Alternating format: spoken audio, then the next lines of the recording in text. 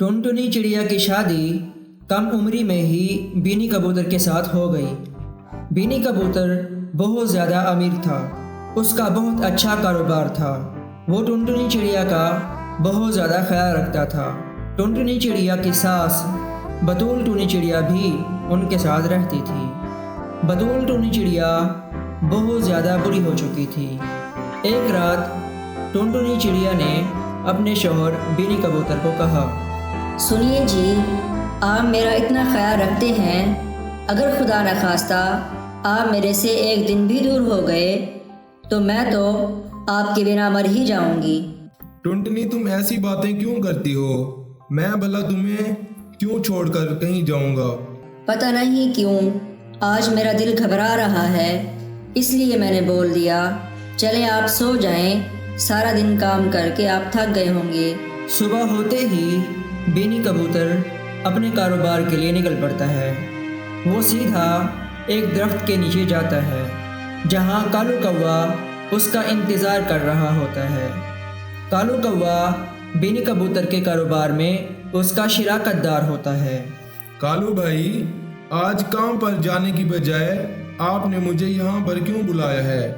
मैंने तुम्हें यहाँ मारने के लिए बुलाया है, ताकि तुम्हें मारकर तुम्हारे सारे कारोबार पर कब्जा कर लूं। ये कहते हुए वो कबूतर पर हमला कर देता है और उसको मार देता है और उसके सारे कारोबार पर कब्जा कर लेता है।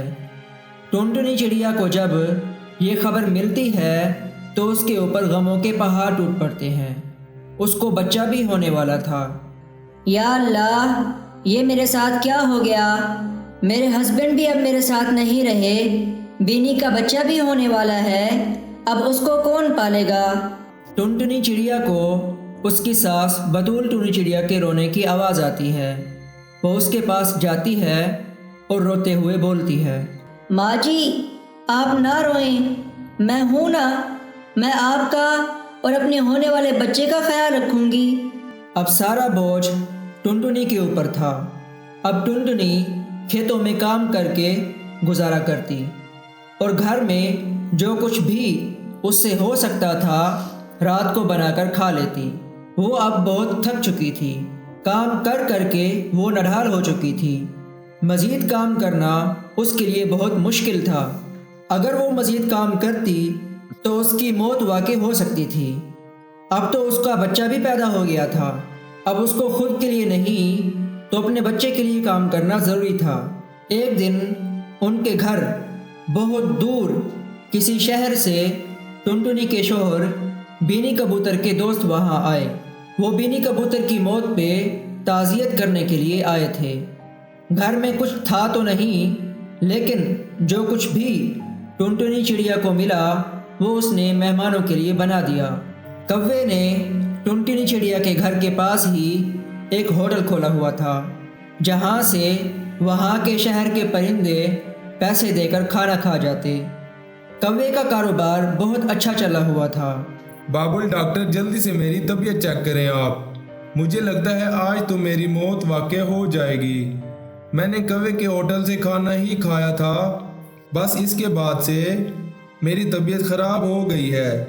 मुझे ऐसा क्यों हुआ है? ये दवाई मैंने दे दी है आपको, तबीयत आपकी ठीक हो जाएगी। रात को होटल से खाना खाने से ही ख़राब हुई है आपकी तबीयत। कौवे के होटल से मिलावट वाला खाना खाकर परिंदों की तबीयत खराब हो रही थी। अरे वाह चिड़िया बेटी, तुमने खाना तो बहुत अच्छा बनाया है। तुम ऐसा करो, घर में ही खाना बनाकर बेचो। लोग बाहर का मिलावट वाला खाना खाकर बीमार हो जाते हैं। अब लोग घर का खाना पसंद करते हैं। आपका ये कारोबार अच्छा चल सकता है। मेरी मानो तो ऐसा ही करो। लेकिन मैं ऐसा कैसे करूं? मेरे पास तो अब इतने पैसे ही नहीं हैं जिनसे मैं अपना कारोबार शुरू कर सकूं। तो टुनटुनी चिड़िया की सास बतूल टूनी चिड़िया बोलती है, बेटी, मैंने कुछ पैसे जमा किए हुए थे अपने बेटे बीनी कबूतर की कमाई से, वो मेरे पास पड़े होंगे, हम वो इस काम पर लगा देते हैं। ये लो बेटी, ये पैसे अपने काम पर लगा लो। मेरे पास बस यही पैसे पड़े थे, वो भी अब मेरे पास नहीं रहे, लेकिन ये पैसे भी तो कितने दिन काम आते। اگر اس سے اللہ نے چاہا کام چل گیا تو زندگی آرام سے گزر جائے گی۔ چلو اب بسم اللہ کر کے اس کو لگا لو۔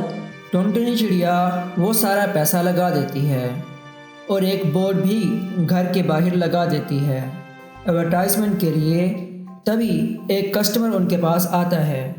بیٹا میرے لیے ایک فریش کھانا لگانا اور یہ لو اپنے پیسے ایڈوانس میں۔ چڑیا کھانا لگاتی ہے اور وہ گھر جا کر کھاتی ہے۔ ارے واہ واہ، کتنا لذیذ کھانا ہے، کھا کر تو مزہ ہی آ گیا۔